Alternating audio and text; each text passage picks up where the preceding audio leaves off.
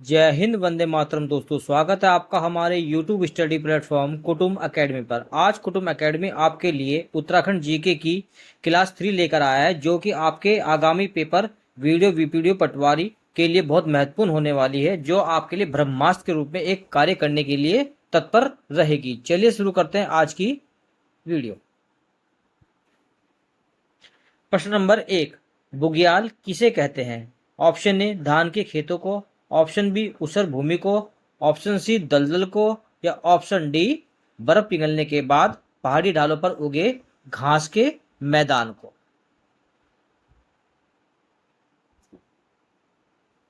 बुग्याल बुग्याल उसे कहते हैं जब बर्फ पिघलने के बाद पहाड़ी ढालों पर मखमली घास उगती है, उसे बुग्याल कहा जाता है। इसलिए आपका राइट आंसर होगा ऑप्शन डी।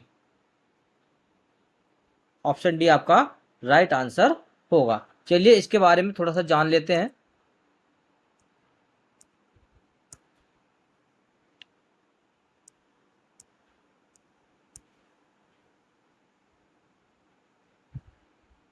बुग्याल बुग्याल जो है स्नो लाइन व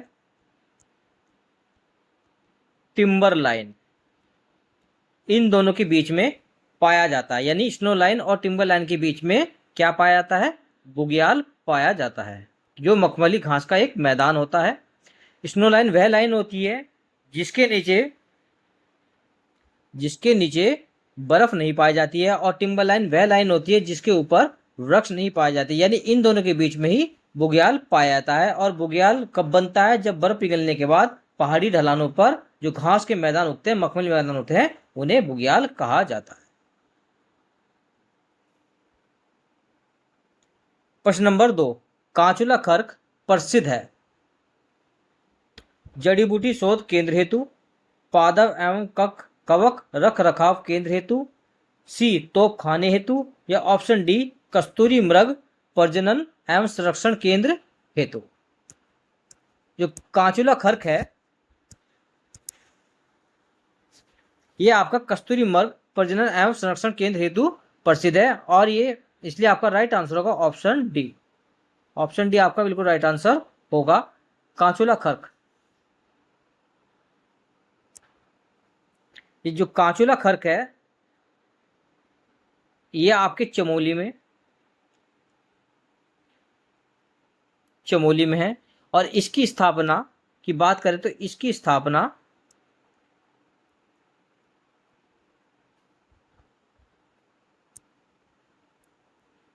1982 में इसकी स्थापना की गई थी। यानी कांचुला खर्क जो है कस्तूरी मृग प्रजनन एवं संरक्षण केंद्र हेतु प्रसिद्ध है, जो कहां पर चमोली में है। उसकी स्थापना 1982 में की गई थी। कस्तूरी मृग, जो कस्तूरी मृग है, यह उत्तराखंड का, यानी उत्तराखंड राज्य का राजकीय पशु है। राजकीय पशु भी है। इसलिए आपका राइट आंसर होगा ऑप्शन डी, कांचुला खर्क कस्तूरी मृग प्रजनन एवं संरक्षण केंद्र हेतु प्रसिद्ध है। प्रश्न नंबर 3, अल्मोड़ा में होम रूल की स्थापना कब हुई थी?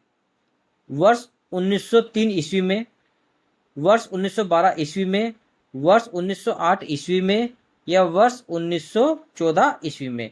अल्मोड़ा में होम रूल की जो आंदोलन हुआ था, यह वर्ष 1914 ईस्वी में हुआ था। इसलिए आपका राइट आंसर होगा ऑप्शन इसका भी डी राइट आंसर होगा। प्रश्न नंबर 4, हिम रेखा किसको कहते हैं? ऑप्शन ए उस रेखा को जहां बर्फ पिघलती है, ऑप्शन बी जहां बर्फ नहीं पड़ती है, ऑप्शन सी उस काल्पनिक रेखा को जिसके ऊपर सदैव बर्फ रहती है, या ऑप्शन डी अप्रोक्स सभी। हिम रेखा उसे कहते हैं जहां, उस काल्पनिक रेखा को कहते हैं जहां पर सदैव यानी हमेशा के पर बर्फ पड़ी रहती है। इसलिए आपका राइट आंसर होगा ऑप्शन डी।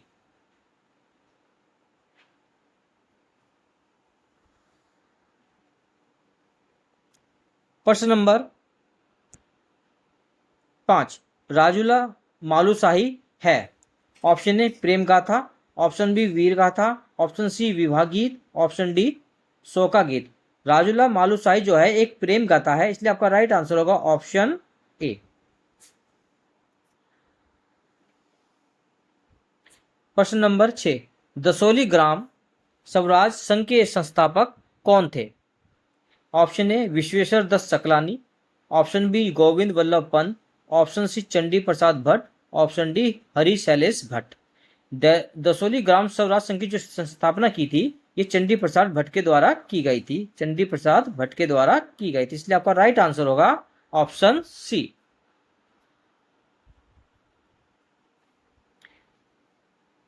चंडी प्रसाद भट्ट ने इसकी स्थापना 1964 में की थी और चंडी प्रसाद भट्ट जो थे ये चिपको आंदोलन से भी संबंधित थे, चिपको आंदोलन से भी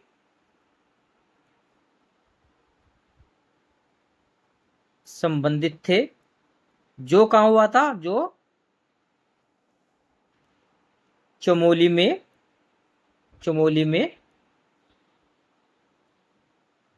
हुआ था। इसलिए दिए गए प्रश्न के अनुसार आपका राइट आंसर होगा दसोली ग्राम संघ स्वराज संघ की स्थापना चंडी प्रसाद भट्ट के द्वारा की गई थी।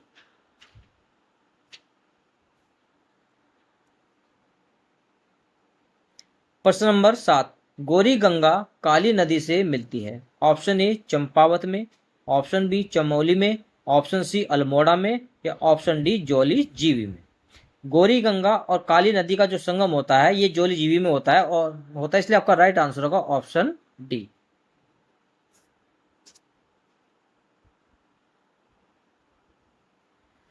जोली जीवी।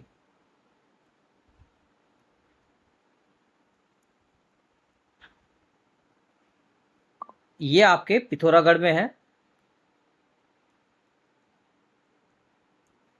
पिथौरागढ़ में पड़ता है, यानी भारत और वह नेपाल के सीमा के बीच। जोली जीवे जो मेला है ये काली और गौरी गंगा नदी पर लगता है, गौरी गंगा नदी पर यह आयोजित होता है। अब गौरी गंगा जो नदी है, गौरी गंगा नदी ये मिलम ग्लेशियर से निकलती है। किस निकलती है? मिलम ग्लेशियर से निकलती है, इसलिए आपका राइट आंसर है ऑप्शन डी जोली जीवी। गौरी गंगा और काली नदी का संगम जोली जीवी में होता है। प्रश्न नंबर 8, राजी जनजाति के निवास स्थान को कहते हैं? ऑप्शन ए जगमठिया, ऑप्शन बी घर, ऑप्शन सी रूदिया, ऑप्शन डी रोतुड़िया। राजी जनजाति, राजी जनजाति के जो उपनाम हैं इन्हें जंगल का राजा भी कहा जाता है, जंगल का राजा,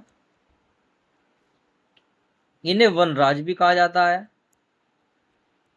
और इन्हें वनरोध भी कहा जाता है। राजी जाति जनजाति जिस जगह रहती है वहां पर ये झोपड़ी बनाकर रहती हैं, झोपड़ी बनाकर रहती हैं और इनके निवास स्थान को, इनके निवास स्थान को रोतुड़िया कहा जाता है। क्या कहा जाता है? रोतुड़िया कहा जाता है। इसलिए दिए गए ऑप्शन के अनुसार आपका राइट आंसर होगा ऑप्शन डी।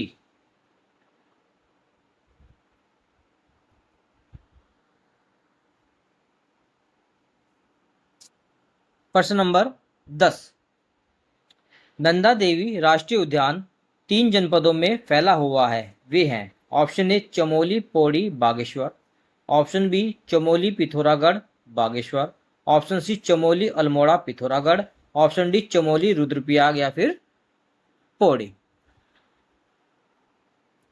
नंदा देवी राष्ट्रीय उद्यान, नंदा देवी राष्ट्रीय उद्यान, यदि हम इसकी स्थापना की बात करें तो इसकी स्थापना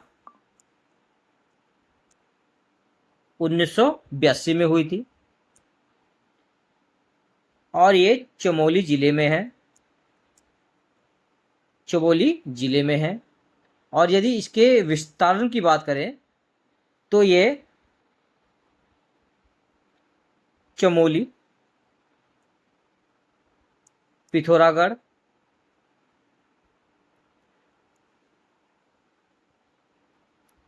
और बागेश्वर में फैला हुआ है, यानी 3 जिलों में फैला हुआ है। इसलिए आपके दिए गए ऑप्शन के अनुसार आपका राइट आंसर होगा ऑप्शन बी, चमोली, पिथौरागढ़ और बागेश्वर।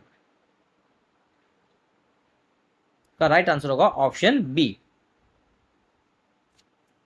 यदि इसके क्षेत्रफल की बात करें तो इसका जो क्षेत्रफल है, यदि इसके क्षेत्रफल की बात करें तो इस राष्ट्रीय उद्यान का क्षेत्रफल है 624 किलोमीटर स्क्वायर। प्रश्न नंबर 10, भोटिया जनजाति को अनुसूचित जनजाति में अधिसूचित किया गया। ऑप्शन ए वर्ष 1963 में, ऑप्शन बी वर्ष 1965 में, ऑप्शन सी वर्ष 1969 में, या ऑप्शन डी वर्ष 1967 में। भोटिया जनजाति को अधिसूचित जो किया गया था, अनुसूचित जनजाति भी वर्ष 1967 में किया गया था। इसलिए आपका राइट आंसर है ऑप्शन डी। और किस समिति की सिफारिश पर किया गया था? यदि समिति की बात करें, लोकर समिति, लोकर समिति की सिफारिश पर। और इस समिति का गठन कब हुआ था? वर्ष 1965 में। यानी लोकर समिति की सिफारिश पर भोटिया जनजाति को अनुसूचित जनजाति में अधिसूचित किया गया था। प्रश्न नंबर 11, निम्न में कौन सा युगम सुमेलित नहीं है? Option A Roopkund Chamoli, option B Khatling glacier Tehri, option C Milam Munsiyari, या option D Dudhatoli Sikar Rudraprayag. Option A Roopkund Chamoli, जो रूपकुंड है ये आपके चमोली में है। खतलिंग ग्लेशियर भी ये टिहरी में, जिससे भिलंगना नदी निकलती है। मिलम ग्लेशियर भी मैंने आपको बताया पिथौरागढ़ में, पिथौरागढ़ के मुनस्यारी में, जिससे गौरी गंगा नदी निकलती है। दूधातोली पर्वत श्रेणी ये रुद्रप्रयाग में नहीं है, यह रुद्रप्रयाग में नहीं, इसलिए आपका राइट आंसर होगा ऑप्शन डी। अब दूधातोली पर्वत श्रेणी की बात कर लेते हैं।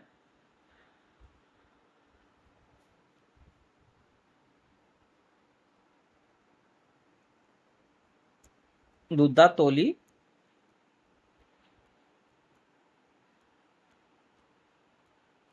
पर्वत श्रेणी ये आपके पौड़ी, अल्मोड़ा और चमोली में फैली हुई है। यदि इसमें करें, इसकी बात करें तो इसमें 5 नदियां निकलती हैं, 5 नदियां निकलती हैं। दूधातोली पर्वत श्रेणी को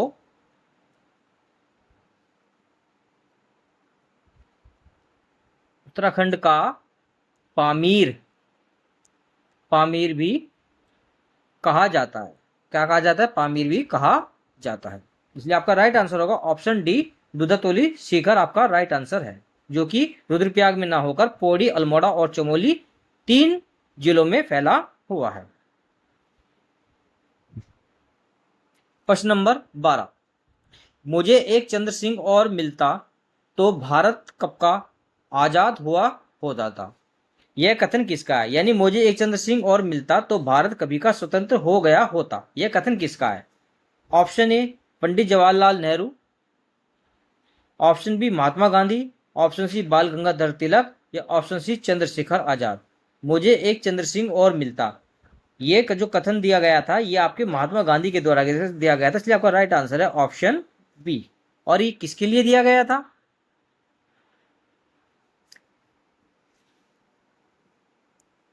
चंद्र सिंह नेगी के लिए। किसके लिए? चंद्र सिंह नेगी के लिए, जिन्हें चंद्र सिंह गढ़वाली के नाम से भी जाना जाता है। चंद्र सिंह गढ़वाली के नाम से भी जाना जाता है, जो किसके नायक थे? पेशावर कांड के। पेशावर कांड के। वो कब हुआ था? 23 अप्रैल 1930 में, पेशावर। इसलिए आपका राइट आंसर है ऑप्शन बी। महात्मा गांधी ने चंद्र सिंह नेगी के लिए ही कहा था कि मुझे एक चंद्र सिंह और मिलता तो भारत कभी का स्वतंत्र हो गया होता। प्रश्न नंबर 13, रंगवाली पिछोड़ा क्या है? ऑप्शन ए रंग व कलाकृति, ऑप्शन बी कलाकृति, ऑप्शन सी रंग, या ऑप्शन डी कुमाऊनी रामलीला। रंगवाली पिछोड़ा एक रंग व कलाकृति है। रंग व कलाकृति है। ये आपका राइट आंसर होगा ऑप्शन ए।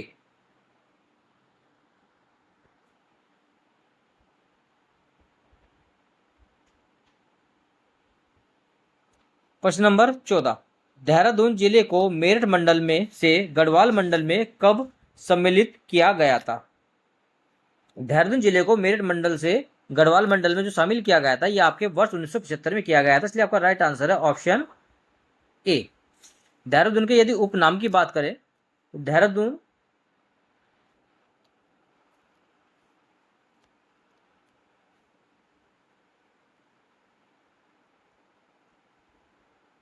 देहरादून के उपनाम की बात करें तो देहरादून को वन नगर और द्रोण नगर के उपनाम से भी जाना जाता है। द्रोण नगर इसका पुराना नाम है।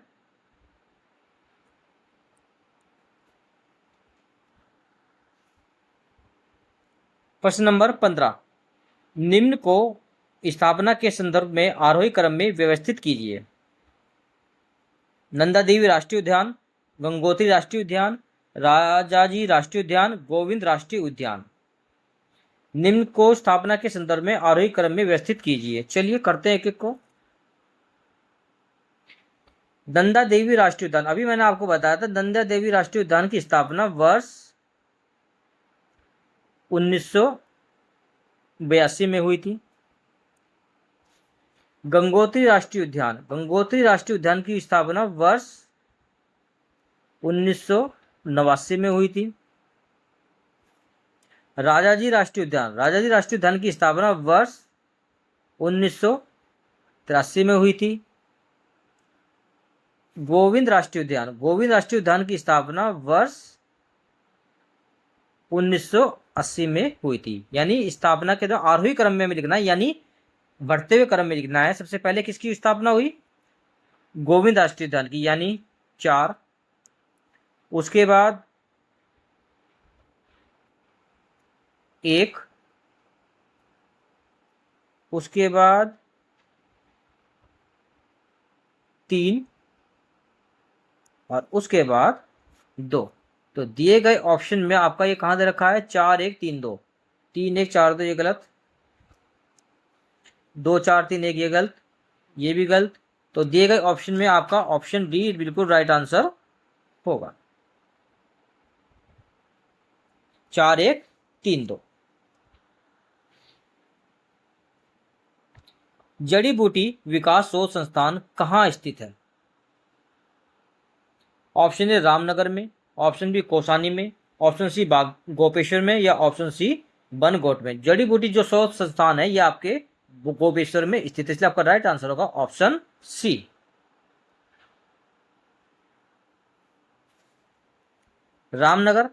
रामनगर आपके नैनीताल में है।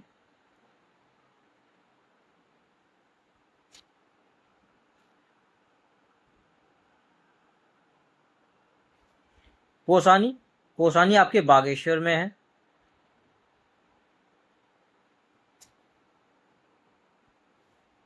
गोपेश्वर आपके चमोली में है।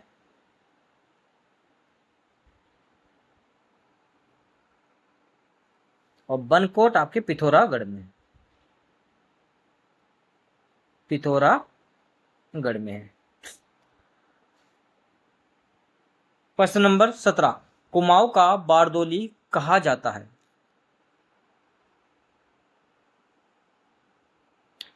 Option A Salt, option B Saklana, option C Tiladi, option D Askot.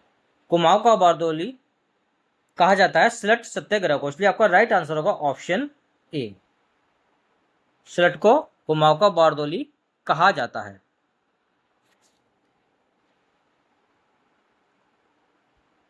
सलट सत्याग्रह जो हुआ था आपके 5 सितंबर 1942 में। स्थान था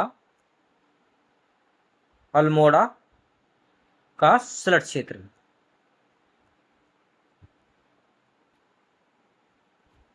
ये राइट आंसर है आपका ऑप्शन ए। सरयू और गोमती नदी के तट पर स्थित है। Option A Champawat, option B Bageshwar, option C Rudraprayag, option D इनमें से कोई नहीं। सरयू और गोमती नदी के तट पर जो स्थित है ये बागेश्वर स्थित है। आपका राइट आंसर होगा ऑप्शन बी। प्रश्न नंबर 19, राजबुंगे किले का निर्माण कराया? ऑप्शन ए भीष्मचंद ने, ऑप्शन बी कल्याणचंद ने, ऑप्शन सी सोमचंद ने, या ऑप्शन डी रुद्रचंद ने। राजबुंगे किले का निर्माण जो कराया था ये चंद वंश के संस्थापक सोमचंद के द्वारा कराया गया था, इसलिए आपका राइट आंसर होगा ऑप्शन सी। और राजबुंगा किला आपका किला है कहां पर? ये चंपावत में है। चंपावत में है। और चंपावत किस नदी के संगम पर स्थित है? चंपावती और गौड़की नदी पर स्थित है। चंपावत के यदि उपनाम की बात करें, चंपावत को उपनाम, इसका जो उपनाम है इसे काली कुमाऊं भी कहते हैं। काली कुमाऊं, इसे कामादेश भी कहते हैं और इसे स्वपनशील शहर भी कहा जाता है।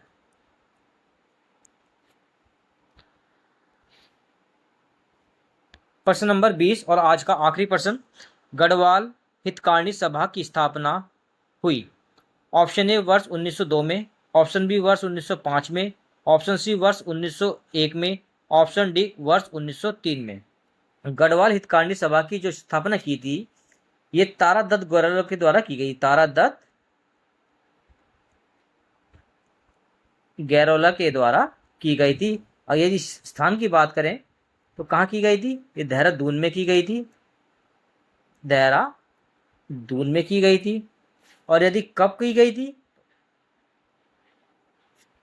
19 अगस्त 1901 में। कब की गई थी? 19 अगस्त 1901 में की गई थी। इसलिए आपका राइट आंसर होगा ऑप्शन सी।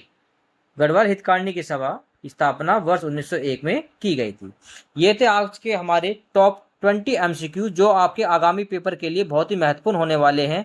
जब तक के लिए जय हिंद, जय भारत, वंदे मातरम। हमारे चैनल को सब्सक्राइब करें और ज़्यादा से ज़्यादा लाइक करें ताकि ऐसी और वीडियो भी आपको मिलती रहें और आपको एग्जाम करने में आपकी मदद करते रहें। धन्यवाद।